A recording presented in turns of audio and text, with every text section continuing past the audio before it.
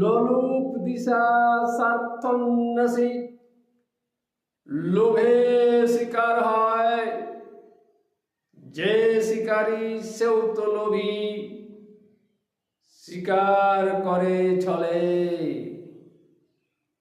কৌশল অজুহাতে। শিকারী একটি ভেষ ধরে শিকার করে চলে, লোভী যে স্বার্থ কলে বধ হয়ে যায় লোলুপ দিশা বলে।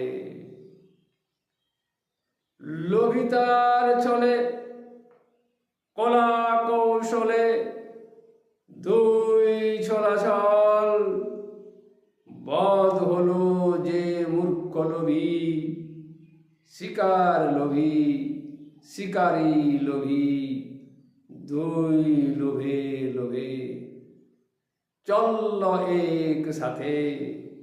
লোভী দুই চলে লাভের অঙ্ক কষে, পরিচিতি দুই উঁচু নিচু বেশে। লোলুপ দিশা স্বার্থন্বেষী লোভী।